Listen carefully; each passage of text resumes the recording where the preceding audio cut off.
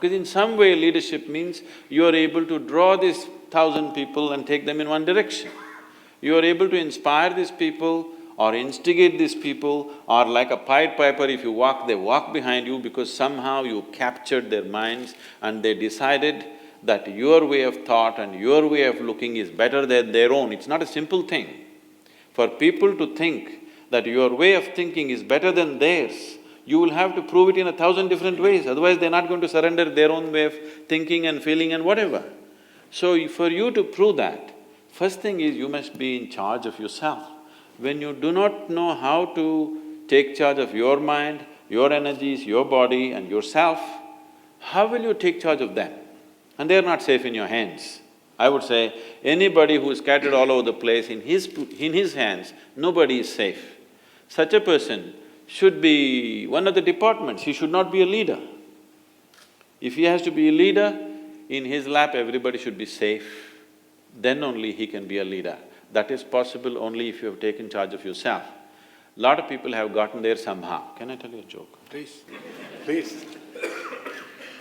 On a certain day, a bull and a pheasant were grazing.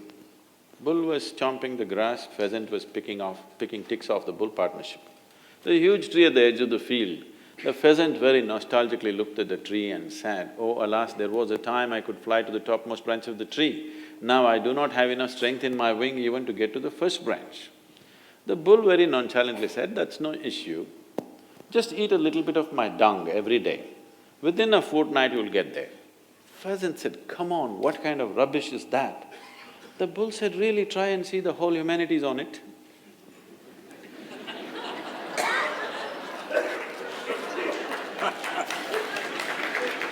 I think Very subtle joke, we need to understand and recognize it. Because Sadhguru was very conscious not to use the terminology which we all use, which would have had a ringing tone. So very hesitantly, the pheasant started pecking at the dung, and lo, on the very first day it reached the first branch of the tree. Within a fortnight, it reached the topmost branch of the tree, just beginning to enjoy the scenery.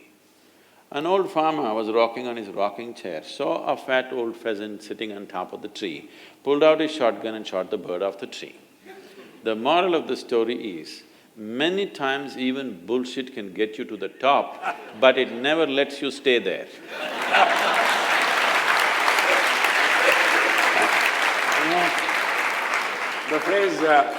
The phrase was coming at the end, where the joke really was cracked. No, I was just trying to sensitize you I know. to the dung Sadhguru first. always says this, that drama is important. The idea of God has entered human mind only because of one reason.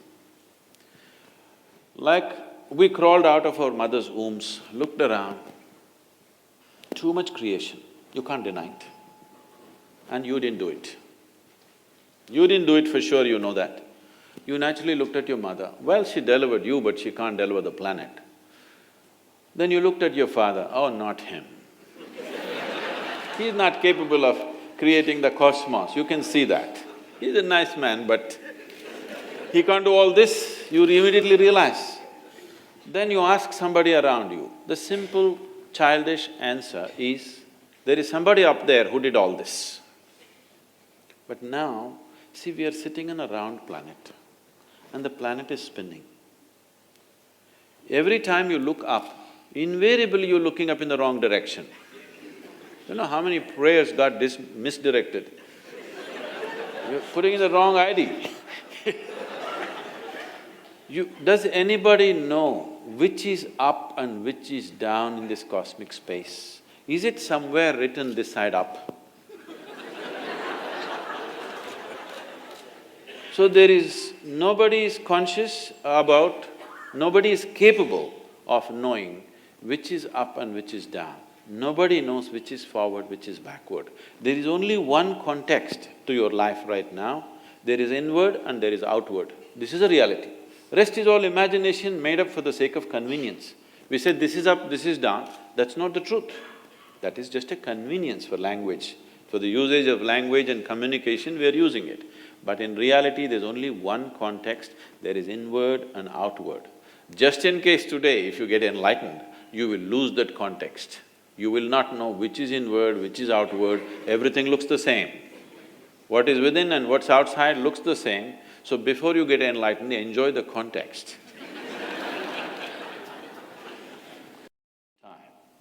So about gender equality, it shouldn't even be a question. What I'm saying is you must be concerned about somebody's gender only for certain type of activity in your life. When you look like this, why are you bothered who is a man, who is a woman, unless you're trying to fall in love with somebody or something? It shouldn't even be your concern whether this is a man or a woman. You're doing business, you're doing some other activity, why should you be concerned? Right now, human minds are so filled with this nonsense because their intelligence has been hijacked by their hormones.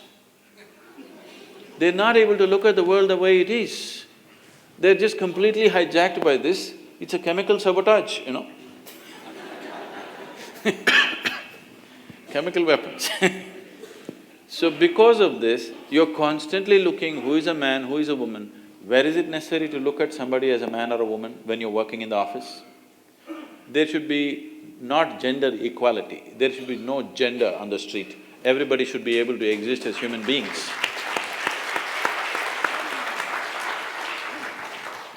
It's only in certain areas of life you have to be conscious that somebody is a woman, somebody is a man. Rest of the areas of life, it's simply not needed. I think that's something that corporate leaders should take note, because I find that in the corporate workplace, they're still trying to figure out reasons, why they cannot employ women or they are not employed women. I think they're not successful at home, that's why.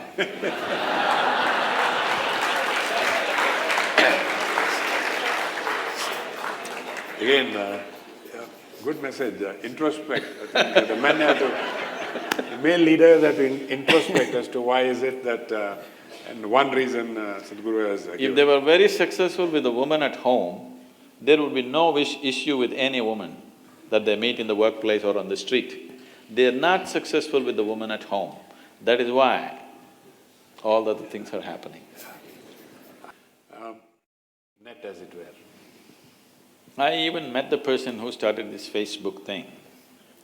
And about 8 months ago, I was telling my daughter, show me this, what is this Facebook, I've never seen. She said, oh, this is not for you. I said, why is it not for me? Am I so ancient that I can't book up somebody's face? She said, that's not it.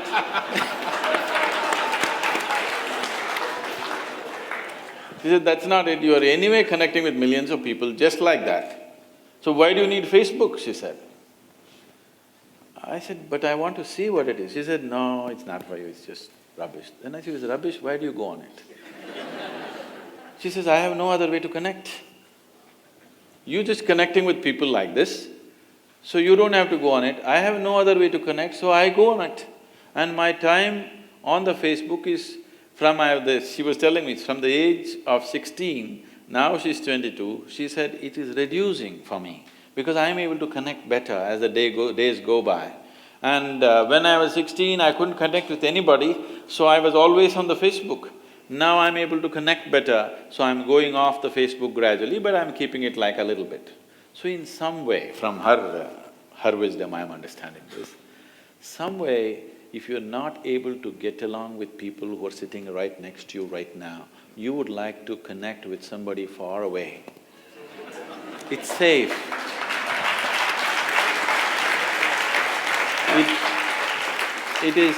It doesn't cost anything. If you have to fall in love with the person who's next to you right now, it costs life. You have to give away a part of your life, otherwise it's not going to work.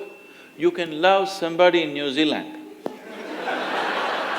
Every day he will write love letters to you, you can write love letters to him. You don't even know whether it's a man or a woman because we do not know how many faces he has. And it is a kind of an entertainment and a distraction. This is not new, I want you to understand. People have been doing this for a long time. We have this ashram coming up in Tennessee, and Tennessee is a different kind of place. It's a God's own country, okay, in a different way. So, people think in Tennessee that we are worshipping some weird gods. So messages spread around, they're worshipping weird gods, this big institution coming up and all kinds of things they're doing, they may be doing human sacrifice and whatever, blogs started coming up, they're worshipping weird gods. Then I thought, okay, this is not good. All the society in that little town, we invited them for a high tea in the ashram. So our ashramites played nice music for them, made homemade biscuits, nice tea, and they treated them well. They were like that, and slowly they relaxed music and they started dancing with us and everything. Then they said, come and see our meditation hall.